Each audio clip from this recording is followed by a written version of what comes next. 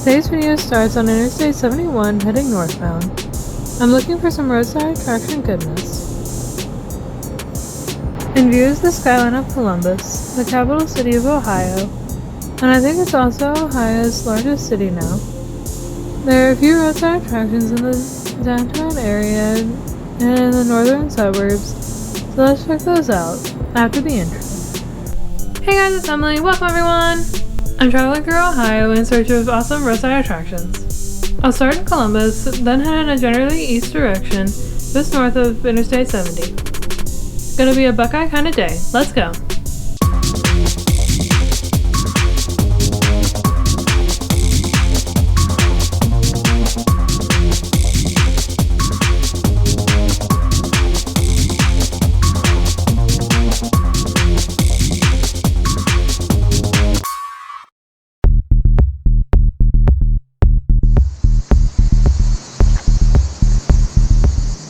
In the middle of downtown Columbus is the Esplanade, and there's a large, muscular, and handsome sculpture on the right.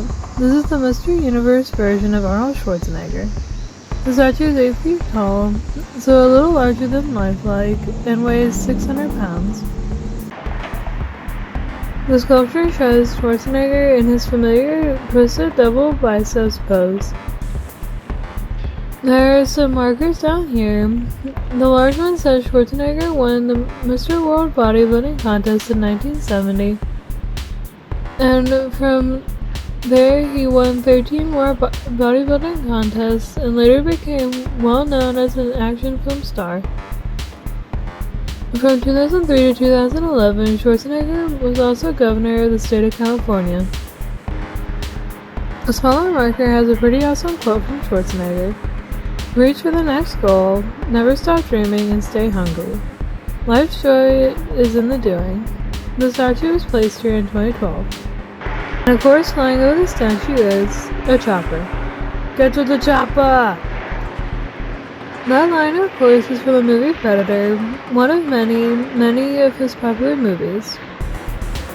What's next? Is the liquid metal T-1000 Terminator gonna pay us a visit? Schwarzenegger's connection to Columbus, Ohio is the annual Arnold Sports Festival, which takes place every year in late February or early March. The festival has competitions for strength such as powerlifting, kettlebells, arm wrestling, CrossFit, and overall fitness and physique. There's also a foosball tournament and a 5K run. The statue is very detailed. Etched down here it says Arnold Schwarzenegger, Mr. Olympia. Even the toes are very large and very detailed. The sculptor also made sure to have all his muscles well defined and the veins just pop right out. I guess that's how he really looked in the 1970s. Schwarzenegger still looks pretty good at age 76. Not like this, and certainly not like he did in the 80s and 90s Terminator movies. Alright, so enough hanging out with Arnold, let's walk to the next roadside attraction. This tall granite building is where the Supreme Court of Ohio is. In front of the court building is a reflecting pool. At the center of that is the world's largest metal gavel. It might be larger than the big wooden gavel I saw in Marshall, Illinois. I hate to see the judge that wields this giant gavel in his courtroom. This gavel is made from stainless steel and was sculpted by Andrew F. Scott in 2008. It conveys the message that justice ought to prevail. It cost $200,000 to create and is 31 feet long, 13 feet high, and weighs 7,000 pounds. It's a great idea to have this in the middle of a pool of water to prevent vandalism with this giant sculpture. 3.5 tons of stainless steel. This gavel is massive. It looks much smaller on the screen though, but it's really big when seeing it in person. This gavel should bring order to the court in a hurry. I'm trying to get every possible angle of this gavel. There have been people that have stopped by to take a quick picture, so I take video before and after they show up, so I don't interfere with their picture taking. Here's a view from a raised position that shows just about the entire reflecting pool. Notice all those jets of water spraying more water into the pool. Those jets of water spraying into the reflecting pool make a little bit of motion in the water. The itty bitty waves make the whole presentation look better than it would have if the water had no motion at all. If you're visiting Columbus, head on downtown and see this giant gavel. Alright, let's see what else I can find in Columbus.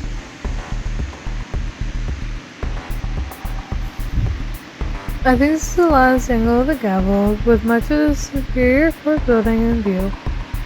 If you want to see the Gavel, it's on South Front Street, just south of West Stage Street. It might be best to park on Civic Center Drive between this Gavel and the riverfront, so let's check that out.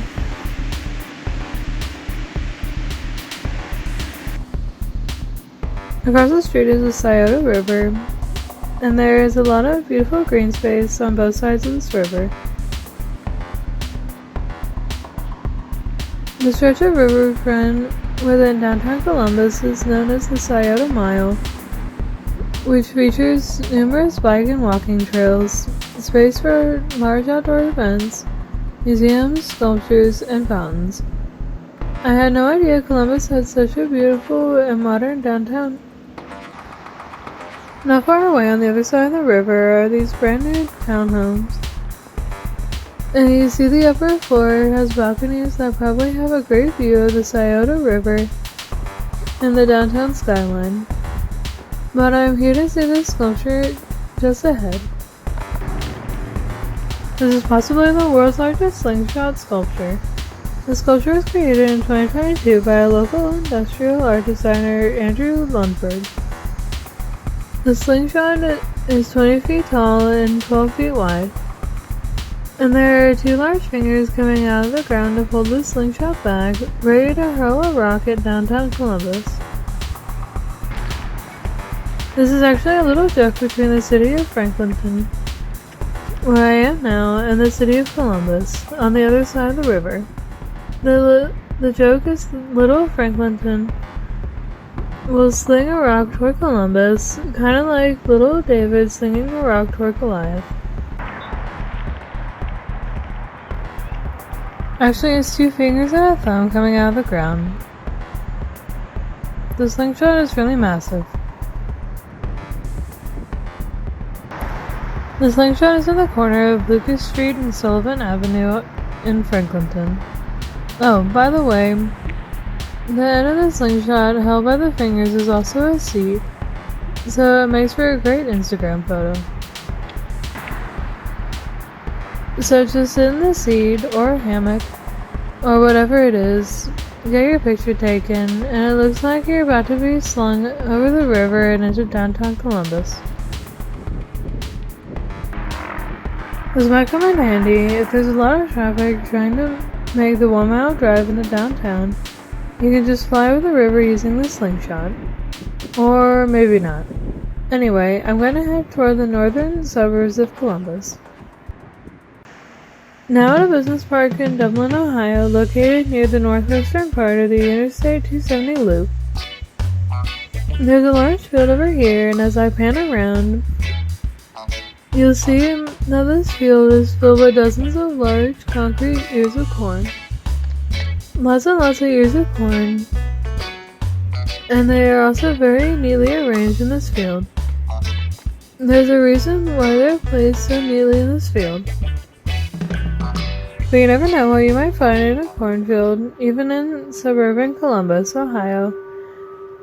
You have to watch out for the grown-up children of the corn. You almost fell. I like how you went up and then the camera went. So let's try take 2.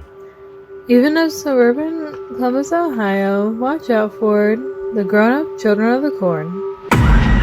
Can't do it. I'm sorry. Well, that didn't go like we planned it. And not only that, we filmed this on a GoPro, which completely compensated for my dad tripping in front of me. So the filming looked very smooth anyway. But anyway, here's some history of these concrete pork hogs. These were sculpted by Ohio artist Malcolm Cochran in 1994. He was hired by the Dublin Arts Council to create this field of corn to commemorate Sam France, who previously owned this field from 1935 to 1963, and he also invented hybrid corn seeds. There are 109 ears of corn in this field, and just 3 molds were created, but the corn is arranged like a little differently, so it looks like all 109 ears look unique. But sculptor Cochran had something else in mind for this representation, specifically with the white color and how the ears are arranged. Cochran was inspired by the neatly positioned rows of white tombstones at Arlington National Cemetery. These rows of corn are meant to show the death of agriculture due to rampant suburbanization of what were then empty fields throughout this area. Now this field is surrounded by the growing Columbus suburbs with numerous neighborhoods and office parks. This artwork is promoted by the state of Ohio, so people like me that don't live here can come out to this area, take a look at this artwork, and then spend money on their touristy things in the area. Now the downtown area of Dublin, which has a lot of nice boutique shops, restaurants, and other stores. This looks like a nice mix of older and newer shops, and it definitely looks like a more upscale suburb of Columbus. It reminds me of Johns Creek or Alpharetta, upscale northern suburbs of Atlanta. But I'm not here to talk about Atlanta, I'm here to see this giant frog on a pedestal. Every June, Dublin hosts a frog jump where people coax their little froggies to cross the finish line without touching them. You can yell at them or blow on them to get them to move and jump, but once the race begins, you can't touch them at all. The statue was installed in 2002 at the 35th anniversary of the first frog jump event. The statue is made of bronze and limestone, and the frog part of the statue is 42 inches long. The frog looks like he's ready to take a big jump. I'm not sure why people still do this, but many kiss the frog to see if Prince Charming will show up. I'm not sure if that's a great idea, especially in this day and age, but I guess that's the thing. Also, the sculpture was handmade, which is impressive with all the little bumps on this thing. So let's check out something else in Dublin. Being from Georgia, I'm definitely getting the Alpharetta vibes. There are a number of new mid-sized office buildings and a lot of 4, 5, 6-story residential buildings under construction. I'm here to Wendy's, but not any ordinary Wendy's. This one has a sculpture of the founder of Wendys, Dave Thomas. The very first Wendys opened in Columbus in 1969. However, the location is closed, so they designated this location in Dublin as their flagship store. You can get all the familiar food and beverages you get in any other Wendy's. For example, the statue of Dave Thomas is holding a Frosty, which is a very thick chocolate milkshake. This location has a small museum inside with artifacts showing the history of Wendys. The small-sized Wendys was a dream of Dave Thomas since he was a child. He named the restaurant after his then 8-year-old daughter, Melinda Lou, who went by the name Wendy. Since the first restaurant in 1969, Wendy's is one of the largest quick-service restaurant chains in the world. Now I'm inside the museum part of the restaurant. The area is pretty small, but there's quite a bit of Wendy's history packed in here, so let's take a look. There's some pictures of the first Wendy's, and there's a menu behind that. Looks like a single cheeseburger was just 69 cents. Over here is a timeline of Wendy's from 1969 through 1989, where the restaurant went through rapid growth. Did you know Wendy's used to have a salad bar? This newsprint style table was from the first Wendy's in Columbus and replicated at each location.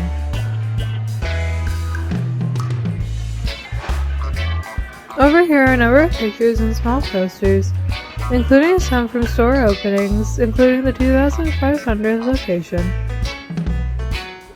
More pictures down here, and here's a shovel, I guess from a groundbreaking of a location.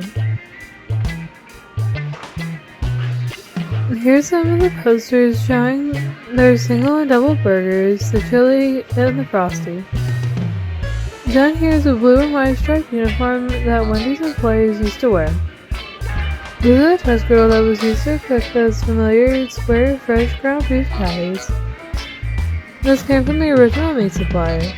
Wendy's originally used a masonry trowel to flip the square patties. In the mid-1980s, Wendy's had a popular TV commercial that made fun of the smaller patties that McDonald's and Burger King cooked. Clara Peller was featured in those commercials and sang the phrase, "Where's the beef?" Here's some pictures of Wendy, the daughter of Dave Thomas. Wendy has been used as the logo of the burger chain since its first location opened. Down here are items from Wendy's 50th anniversary in 2019. I forgot to mention earlier that Dublin, Ohio is where Wendy's headquarters is located, not very far from where I am. Dave Thomas became a very popular figure in America. He was in over 800 Wendy's commercials up until his death in 2002. Thomas was also a very vocal advocate for adoption, as he himself was adopted by the time he was 6 months old. Look at this Olympic torch from the 1996 Games in Atlanta. And there's a rendition of the Wendy's burger made of Waterford crystal. This burger is valued at $105,000.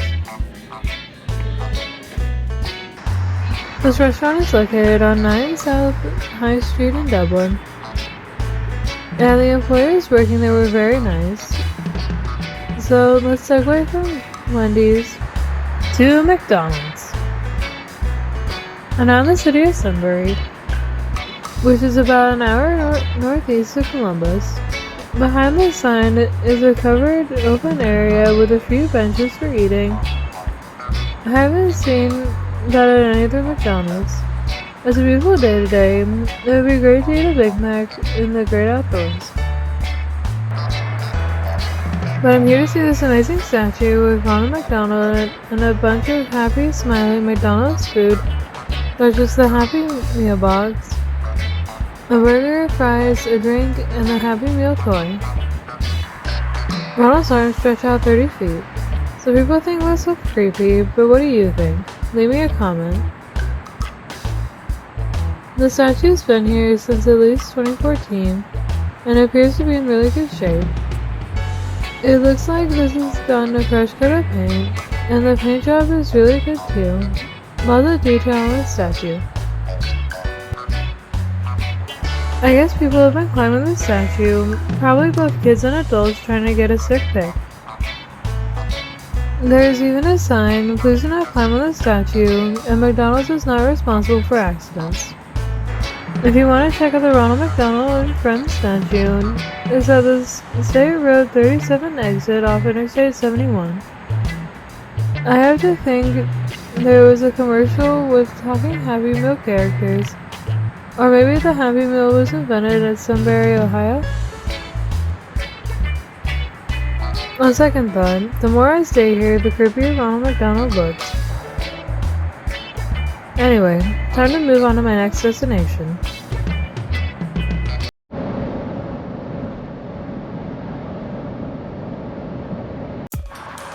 We're now in the town of Newark, Ohio. There is a large campus for Ohio State University located here. I'm at a gas station, and off in the distance is a very large basket. It's much larger than these smaller buildings that are close to where I'm standing. Now about to drive past this big basket, and you can see how huge it is. The only thing missing is a bunch of giant picnic food placed inside it, and maybe a statue of Yogi Bear climbing on top of it. Actually, this is a 7-story structure that used to be an office building that held the world headquarters of a basket company. And that was the Longaberger Company, who manufactured maplewood baskets. The company operated from 1973 to 2018. During the 1990s, the company started designing this building, which they wanted to build in the form of a basket. Also, like a basket, as you go from top to bottom, the square footage of each floor is a little smaller, which made the design a challenge. This building opened in 1997. The basket handles are unique as well. The handles weigh 150 tons and have a heating system to prevent ice from building up and falling onto the building's glass roof. Longaberger was purchased by a holding company in 2013, and in 2016 the remaining employees left this building. The building has been unoccupied ever since. I'm at the bottom center of the screen, so you can see how large this basket is. There have been some rumors about the future of this building. In 2019, the developer that purchased this building was planning to turn it into a luxury hotel. The building was put up for sale in 2021, but the listing was removed a year later.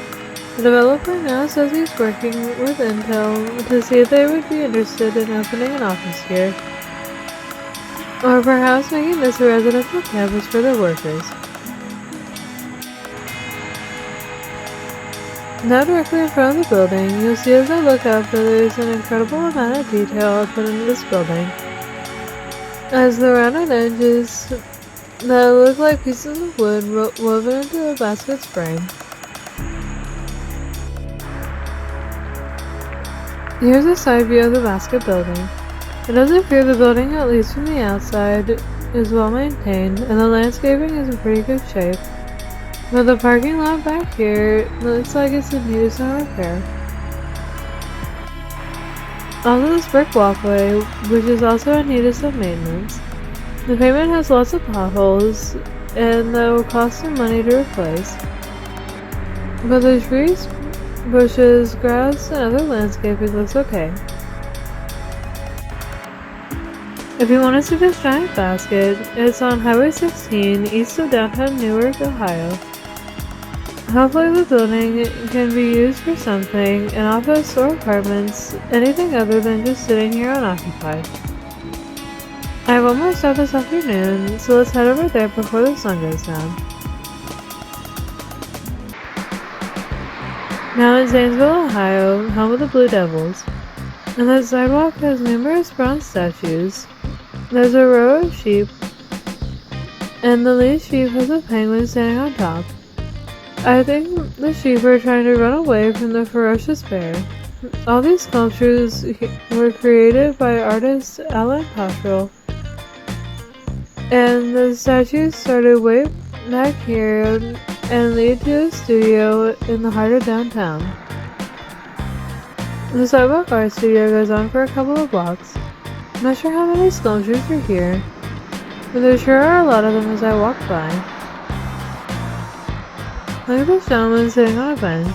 Actually, that's a great photo op to sit next to that guy. Look at the fireman over there. And beyond him is this man-eagle-based combination. The sidewalk sculptures end at Cottrell's studio at the traffic light up ahead. The sidewalk in his studio features over 500 life-size statues and busts. Cottrell says this is the largest assemblage of sculpture works by an artist in the world. Cottrell has been creating these sculptures 7 days a week since he purchased the studio in 2003. Many of the sculptures depict the bravery of the military. Still many more sculptures of animals along the sidewalk, including this white poodle which looks like the only non-bronze colored sculpture on the sidewalk. I also noticed a number of large vases, about 6 or 7 feet tall. I wonder if there's any significance to that. Now I'm outside Control's studio, which is closed. I think the studio closes at 5 p.m. and it's just past 6 p.m. now. On both sides of the door, what looks like maybe a series of busts of former presidents. It looks like Washington is for sure represented. Well, it looks like other non-presidents also. I'll have to check this place out when it's open. Control sculptures can also be found along the sidewalks in Pennsylvania, Georgia, California, and at West Point Military Academy in New York.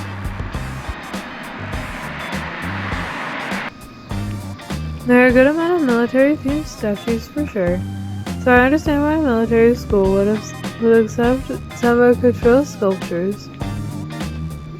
Actually, walking past some of the representations of people, some of them appear to be larger than life like. Some of the soldiers appear to be about 8 feet tall. The animals do appear to be sized the same as in real life. Oh wow, the fireman is saddened by what I think is a fallen fireman. So now I see why the other fireman was sculpted like that. This is a really cool stop. It only takes a few minutes, and it's right off Interstate 70. Look at this boy sitting on a pole reading a book. Here's another sculpture of someone mourning over a loss, in this case mourning a fallen soldier, represented as a gun wearing a pair of boots and a helmet. The sculpture here shows that Patrilla has created a number of more lighthearted representations as well. I'm now coming back to the selection of animals, with the ferocious bear growling at the line of sheep and the penguin atop the first sheep. As I was saying, the outdoor sculptures are always here. They don't pull them off the sidewalk at all. You can get off the interstate and park nearby and take a walk along the sidewalk. This is a very cool stop. Sculpture Sidewalk is located on South 6th Street. It's a one-way road from Marietta Street to South Street. I wanted to get a wide shot, but it really doesn't give the sculptures enough justice. They kind of blend in with the vehicles behind them. But if your travels take you through the eastern half of Ohio, it's definitely worth a few minutes to see this. By the way, lots of very old classic buildings here. On the right is what was briefly the Ohio State Capitol building during the early 1810s, when Zanesville was the state capital. Today that building is the Muskingum County Courthouse. Zanesville is considered a far-flung exurb of Columbus, with a population of about 25,000 people. In 2011, an exotic animal collector released all his animals from his farm in Zanesville, which forced the killing of 48 of them by law enforcement, although some of them were rehabilitated at the Columbus Zoo. Some notable people were born here. The First Lady of Florida, Casey DeSantis, wrestler Randy Savage, and TV sports personality Dan Patrick. And that's it. There's so many roadside attractions in the state, I could spend 2 weeks trying to find them all. My route on this video is only about 100 miles or so, but it took 6 hours to see everything. There's always more adventures in the way, but you see them next time. Thanks for watching. Bye!